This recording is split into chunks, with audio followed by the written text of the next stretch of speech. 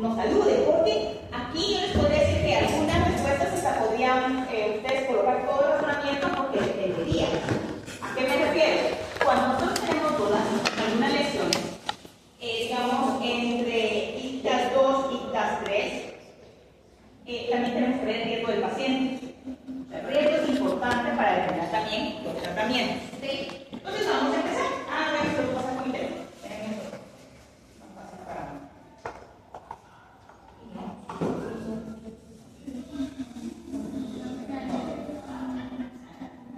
Okay. Entonces, vamos por el caso clínico 1 y voy a agarrar la hoja para ir viendo las preguntas. Bueno, ¿cuál es el ICTAS de la pieza 7? Los callados. Ok, ¿quiénes creen que es 3? Que levanten la mano. Ok. ¿Quiénes creen que es ICTAS 2? Ok, los que no levantaron la mano, ¿qué ICTAS creen que es? También 3, pero no levanten la mano.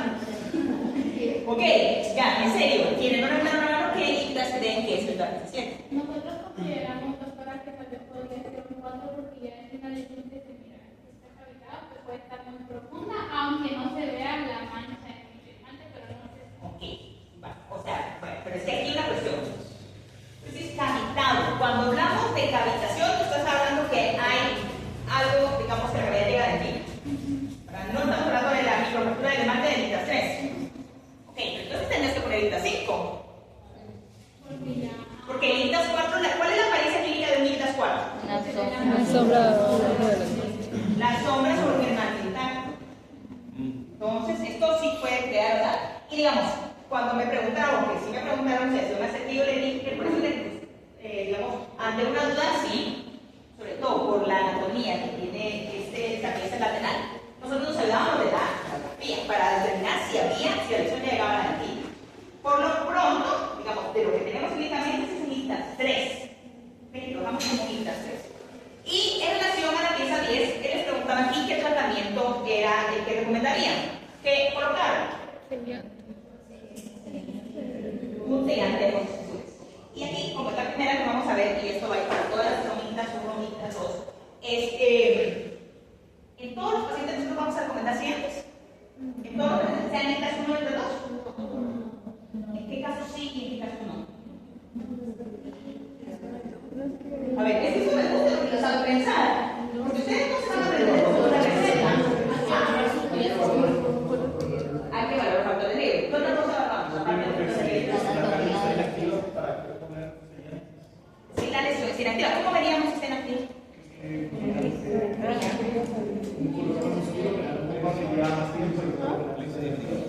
Si está opaca, no está. Se lisa, brillante. Ajá, ok, ese es un buen aporte. Pero también, si imaginemos que este paciente que estamos viendo aquí, oigan lo que voy a decir, el paciente tiene 72 años. 72, ¿lo voy a poner brillante? No, no lo voy a poner brillante, porque si el premolar le funcionó cuando tenía 12 años, digamos. O sea, ya pasó 60 años de su vida con la pieza sin avanzado, pero como brillante. ¿Entienden eso? Va, es las cosas que tenemos que razonar cuando contestamos esto. Bueno, estamos bien. Vamos con el siguiente caso. Este, pues habría que ver como que más piezas. ¿Quiénes coinciden conmigo que las 4 molares es un ICTAS 4? A ver, ¿quiénes contestaron que las 4 molares es un ICTAS 4? ¿Sí? Ajá. Ven claramente, ahí se observa lo que es un ICTAS 4 cuando solo vemos el esmalte que está intacto, pero vemos la coloración oscura en la dentina. ¿De acuerdo? Ok. Y aquí les preguntaba, y el resto de las piezas, que sería la 2021, ¿qué creen que INTA es? Pensamos de que por la foto tenemos un esmalte húmedo. ICTAS 2, porque si nosotros aquí tuviéramos seco, sería 1. ¿De acuerdo? Estamos continos en que eso es el diagnóstico. Y en la pregunta que sigue, dice, mencione 3 medidas terapéuticas que recomendaría a su paciente en base a la información obtenida de la evaluación clínica. Lo que tengo que determinar es el riesgo. Y para eso les voy a recordar de los factores indicadores de unidad, que son 4, que yo les di cuando hablamos acerca de cámaras. Y que yo sé que ustedes tienen en la punta de la lengua. ¿Me ayudan a enumerarlos? restricción en interproximal, en caras lisas, fosas y fisuras profundas, y la otra era Restauraciones en los últimos 2 años y cavidades. Si hay lesiones en dentina, o sea, esto estuvo muy bien. Si hay lesiones en dentina, este paciente ya entra como, si hay por lo menos uno de esos factores indicadores de enfermedad, ya está con riesgo. Y aquí ya terminamos que hay lesiones en dentina, por lo cual el paciente ya está alto riesgo. Y de acuerdo a eso, yo le voy a los días. ¿Está alto riesgo? Ok, entonces empezamos a pensar. ¿Qué medidas? ¿Se recuerdan que hablamos de que pacientes de alto riesgo había que dejar enjuagues de clorexidina? 5 mililitros de enjuague de clorexidina al 0.12% que se enjuaguen una semana al mes. Ok, enjuague de clorexidina es una medida. Dejar una pasta con mayor concentración de flúor, la que determina el gamma sería 5.000 o 2.500, pero no hay de 5.000 aquí en Guatemala. Entonces, hubiéramos colocado 2.500 partes por millón. Esa es otra recomendación, ¿de acuerdo? Que nosotros le diríamos al paciente que mejore el estilo de vida en cuanto a 2 cosas: a disminuir el consumo de carbohidratos y, obviamente, por lo menos usar 2 veces al día la pasta con esta cantidad de flúor, 2.500 partes por millón. ¿Sí?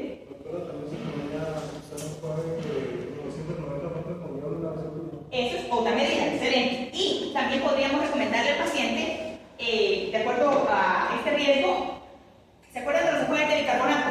Que no se los recomendamos a la misma hora que utilicen un enjuague con flúor, ¿de acuerdo? ¿Esto lo vamos a hacer por cuánto tiempo? Ajá, no, pero me entero, ¿por cuánto tiempo nosotros le vamos a decir al paciente que mantenga estas medidas? Porque no estamos haciendo enjuague de clorexidina toda la vida.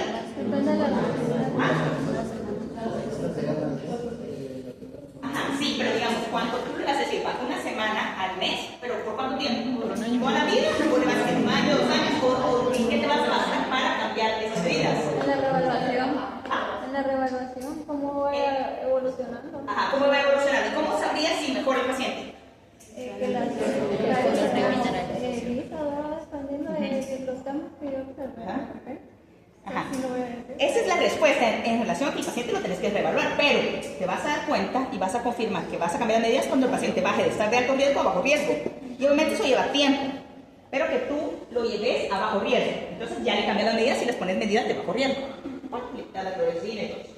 Ok, entonces, ¿cómo va a parte alto abajo? Si igual si le restauramos va a tener la restauración. O sea, sí, por eso tenés para el tiempo. Tenés para esperar que no desarrolle las lesiones. o sea, unos 2 años para ver que el paciente no desarrolle las lesiones. Y si no, no va a desarrollar. Pero por lo pronto tú le vas a dar las medidas que se tienen. Hay que ver si el paciente ya ha cogido las medidas de la casa. A ver, no lo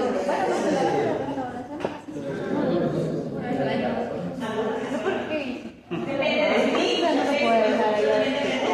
Pero se va a tener así es aquí en este país. ¿Tienen alguna pregunta de este caso? ¿Tienen alguna pregunta de este caso?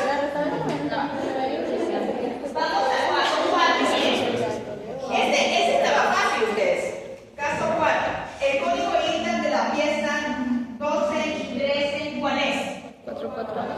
¿Todos están de acuerdo que es 4? Sí. Ok, son lesiones que se originan a nivel interproximal. ¿Y la pieza 14? 2. Ok, la siguiente pregunta es: ¿cuál cree que es el riesgo según Cambra de este paciente? Ajá. ¿Y en qué se basaron para determinar ese riesgo? ¿Ah? Ok, porque la lesión llegó a dentina. Aquí alguien contestó porque presenta más de un factor de riesgo. ¿A la verdad? No, pero me voy a leer algo porque mire, pues, esta respuesta no está bien. Porque es que pone, presenta más de un factor de riesgo y pone. Ok, pone, el paciente tiene, vamos a ver, deficiencia en higiene y dieta de azúcares. ¿Cómo saben eso?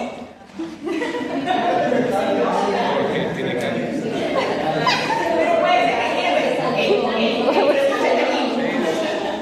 ok, está bien, pero miren, a veces usted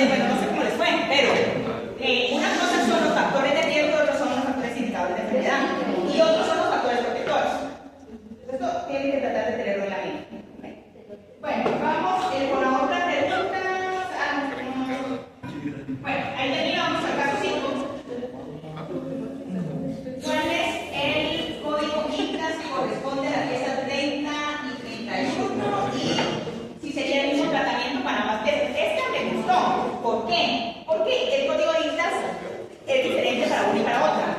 ¿Qué código le pusieron a la 31? 2. Ok, ¿y qué código le pusieron a la 30? 4. Ajá, ¿en qué se basaron? En las 2. Ok, ¿todos se ponen de acuerdo con eso o no? O hay alguien que diga, no, aquí tengo duda y explique. O sea, lo grande es, fíjense, miren, de eso se trata lo que ustedes van a hacer toda la vida. Si se dedican a odontología general, si no hacen la especialidad, miren, de eso se va a tratar, porque los pacientes, fíjense que qué importante es que ustedes puedan diagnosticar correctamente, porque si no lo hacen, ¿qué va a suceder? Otro tratamiento. Van a hacer tratamientos que no están indicados, o pueden dejar de hacer un tratamiento que necesita el paciente. En este caso, si yo no diagnostico bien la pieza 30 y pienso que es un ICTAS 2, le pongo solo un sellante y la lesión sigue avanzando y después cuando siente el paciente ya con un paro y si tiene un absceso, porque tiene una necrosis pulpar, una otitis irreversible o no sé, o sea, digamos. Entonces sí es importante. Y el tratamiento sería diferente, porque si en uno determino que es ICTAS 4, ya sé que hay la lesión extendida, entonces yo voy a hacer una restauración mínimamente invasiva. ¿De acuerdo? Y en la otra voy a hacer un sellante. Ahora, aquí una cuestión importante. Miren esto. Tengo la superficie cruzal y la carábula de la pieza. Yo pongo un sellante aquí, hago una resina acá y pongo un sellante acá. ¿Entienden eso? Es decir, en una pieza, imagínense que este es un molar.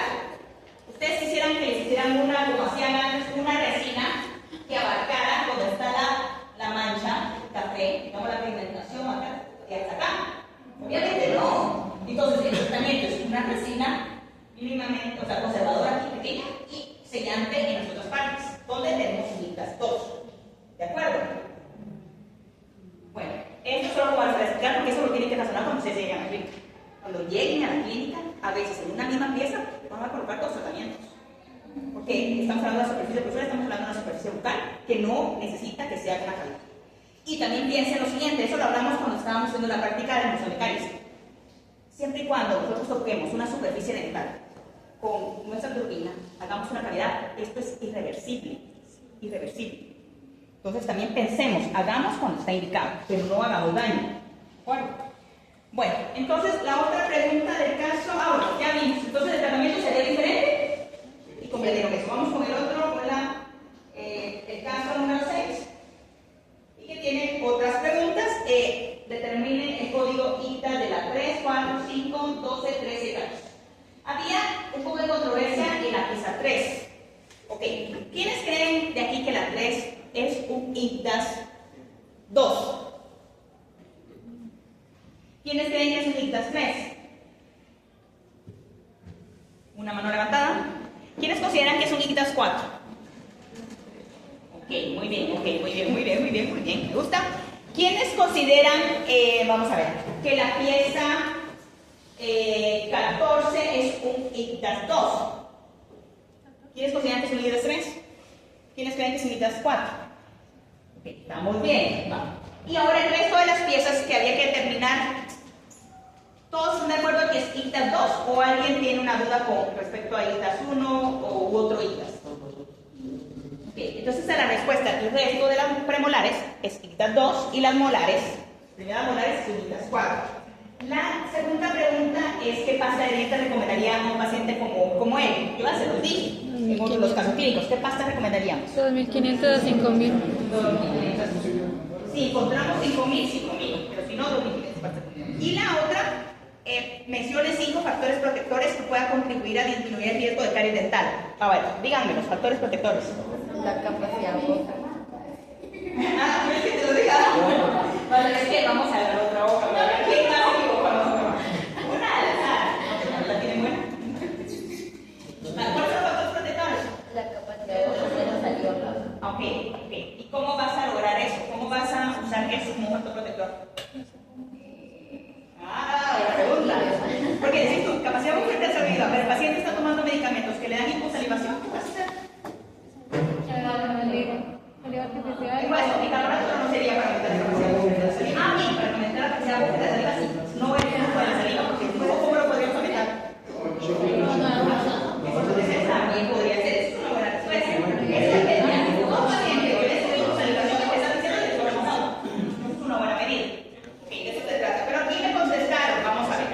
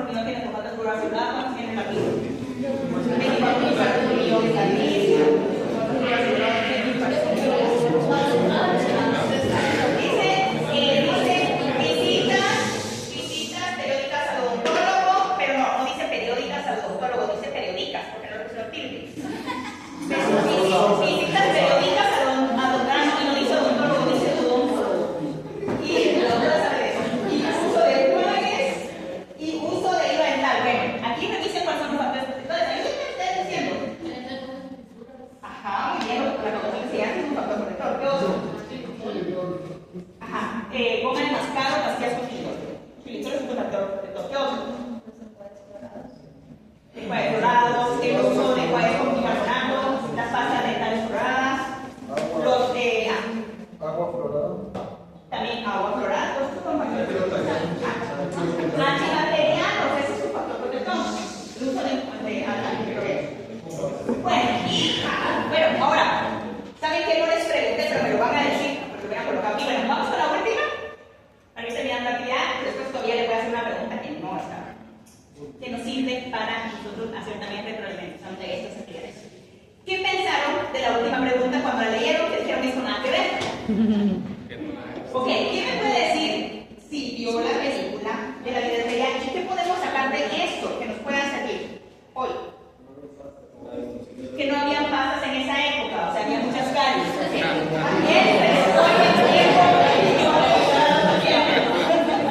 Eso también es un comentario simpático. Ok, está bien. No me gusta porque se le imaginación, pa. ¿Qué otra cosa? La actitud. ¿Por qué la actitud? ¿La actitud es importante? Sí, ¿por qué es importante la actitud? Porque uno puede ver lo bueno. Ajá. Y digamos, ustedes creen que la actitud, digamos, no sé, haya hecho que gente que vivió esa época del Holocausto haya sobrevivido. ¿Haya sobrevivido? Ok. Dice que vamos a una historia que no tiene que ver con la vida de ella, pero es similar. ¿Ustedes han escuchado sobre el Pearl Harbor? ¿Escucharon sobre las bombas nucleares en Hiroshima y Nagasaki? Hay alguien que se llamó Takashi Nagai, que era un radiólogo que vivía en Nagasaki. Él era radiólogo y él tenía una familia, su esposa y sus hijos. Cuando fue Pearl Harbor, deciden con su esposa mandar a sus hijos fuera con los abuelos, pero sin saber que esa mañana iba a caer esa bomba nuclear. Él estaba en el hospital y su esposa estaba en la casa. Él era una persona atea que hace un tiempo se había convertido al catolicismo y él está en el hospital y cae la bomba. Y saben que él empieza con la gente que sobrevive a ayudar a los primeros que caen en el hospital. Y después, con el tiempo, tratan de ayudar al hospital y va corriendo a su casa y encuentra prácticamente incinerada a su esposa. Entonces, en ese momento, él prácticamente también, piensa que porque él no se murió y quedó su esposa, tenían 2 niños chicos. Y es una cosa muy deprimente porque aparte de eso, a él le habían diagnosticado hace unos años que tenía leucemia. ¿Por qué? Porque era radiólogo y en esa época la gente no se protegía. Ustedes, si quieren, pueden buscar la historia de Takashi Nagai en Google, porque es una historia verdadera. Pero la fe hace que él salga adelante, tener fe en algo superior. Y entonces él incluso escribe un libro y se hace una película de su libro y es la película más vista en Japón. Más vista en Japón. Y él al final no murió por la bomba. Con los años él sobrevivió todavía al cáncer unos años más y al final muere por el cáncer. Pero sale por esto la última pregunta, porque la actitud siempre es bien importante. Y ustedes aquí, fíjense que alguien me enseñaba historias que ponen, los estudiantes que están en la clínica y todo, que ponen odio estar aquí. Y la verdad es que siento bien feo ver eso. Cuando hay estudiantes que están ya, que estos requisitos y ponen odio estar aquí. O sea, porque digamos, si nosotros, y no digo que no sea cierto que lo odien, pero si nosotros venimos a este lugar con esa actitud de odio estar aquí, en vez de que sea todo lo contrario, estoy agradecido porque estoy aquí. Porque en medio que sea difícil, que tal vez haya profesores que no se les pongan, digamos, trazas en la clínica, lo que sea, ustedes son privilegiados. Son privilegiados, somos privilegiados. Porque estamos en esta carrera, tenemos vida, estamos sanos. O sea,